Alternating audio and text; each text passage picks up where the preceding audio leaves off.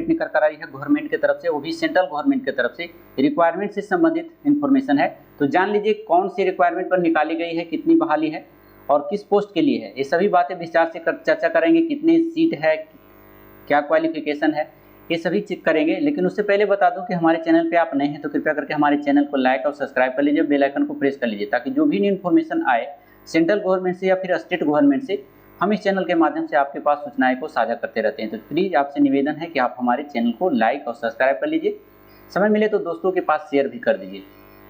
चलिए देख लीजिए इन्फॉर्मेशन क्या है। इसमें इन्फॉर्मेशन दिया गया है Indo Tibetan border police force से रिगार्डिंग रिक्तियाँ निकाली गई है, जो मिनिस्ट्री ऑफ होम अफेयर्स के अंतर्गत आते हैं, यानी गृह मंत्रालय के कार्य करते हैं, गृह मंत्रालय के अंदर में ये रहते हैं। रिक्वायरमेंट क्या है? रिक्वायरमेंट देखिए यहाँ पर दिया गया है कि requirement for the post of the constable driver 2024 में आईटीबीपी का ड्राइवर की लिखकर है जो रिक्तियाँ निकाली गई है। कितनी रिक्तियाँ हैं देख लीजिए, यहाँ पर साफ करा है कि online application are invited from the eligible male Indian citizen.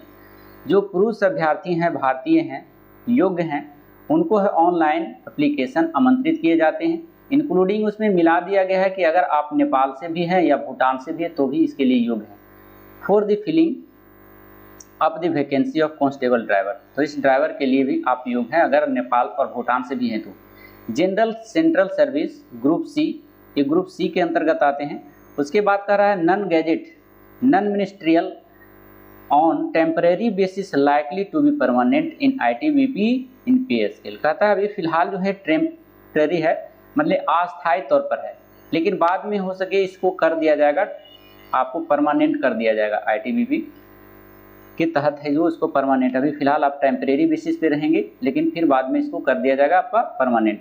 संभव है, ऐसा होता है, बहुत सारे स्टेट में निकाला जाता है टेम्परेरी लेवल पर, फिर बाद में उसको है जो परमानेंट कर देता है, तो उसी से संबंधित यह भी है। Level 3 in the pay matrix आपका दिया हुआ है, आपका पे जो मिलेगा आपको 21,700 से लेकर के 69,100 रुपये तक आपकी सैलरी होगी, है ना। और इसमें जो है सेवेंथ पे जो होता है वो लागू है इसमें। Selected the candidate will be liable to be serve anywhere in India. अगर आप सिलेक्टेड होते हैं, इसमें होंगे, तो आपको इंडिया में कहीं भी लगाया जा सकता है। The applicant are in advise to check their eligibility for the applying so as to be the avoid that disappointment at a later stage। कहता है इसके लिए आप योग्य हो लें, आश्वस्त हो लें पहले कि आप इसके लिए योग्य हैं कि नहीं, इसके लिए सलाह दिया जाता है। आप इस फॉर्म भरने से पहले इसके क्राइटेरिया को जान लीजिए, अगर आप उसे फुलफिल करते हैं तभी इस फॉर्म को फिलअप करें। देखिए इसमें दिया गया है the detail vacancy as per the post of the roster under. इसमें नीचे दिया गया है, यही है आपका पोस्ट जिसपे आपको देश सेवा करना है, वो भी आईटीबीपी में। टोटल वैकेंसी की बात करें तो इसमें जो है 545 वैकेंसी है, और इसमें जो है मेल के लिए सिर्फ यह किया गया है। रिजर्वेशन स्टेटस देख लीजिए, तो जनरल के लिए कितना सीट है, तो जनरल के लिए अगर सीट की बात करें तो 209 है। एससी के लिए बात करें तो एससी का 77 सीट है।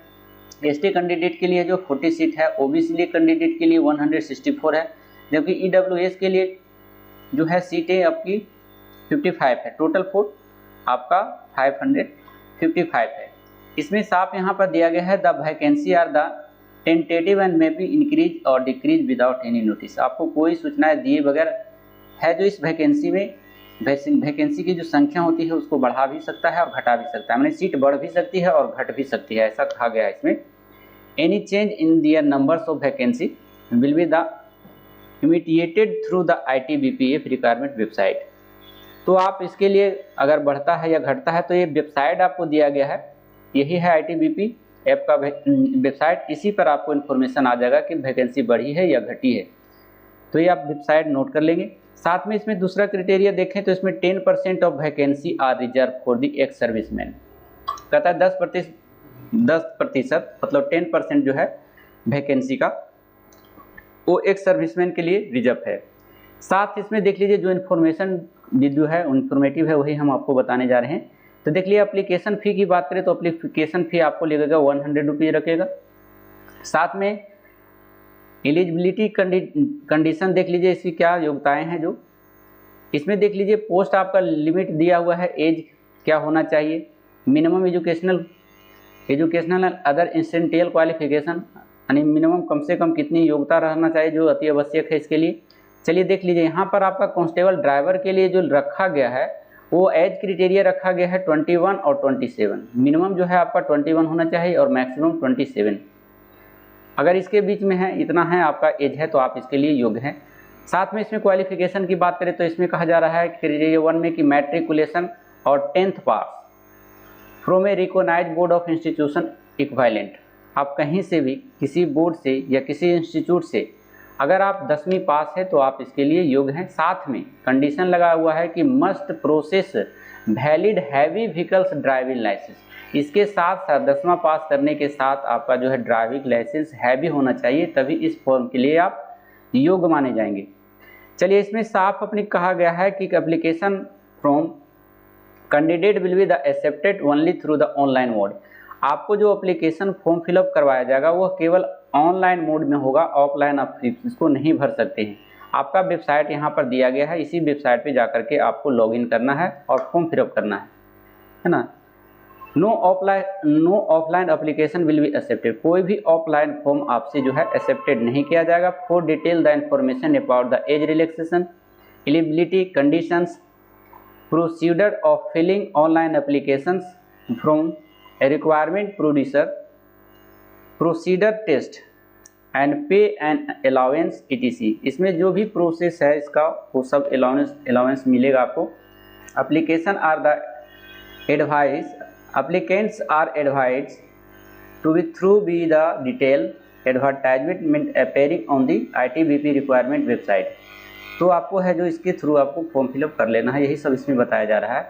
तो आप कहीं से भी बिलोंग करते हैं इंडिया में, आप इसके लिए योग्य हैं। चाहे 2 कंट्री भी इसमें अलाउ कर दिया है, भूटान और नेपाल से भी हैं, अब तो इसके लिए योग्य हैं। यहाँ पर साफ कहा गया था, देख लीजिए यहाँ पर नेपाल और भूटान की।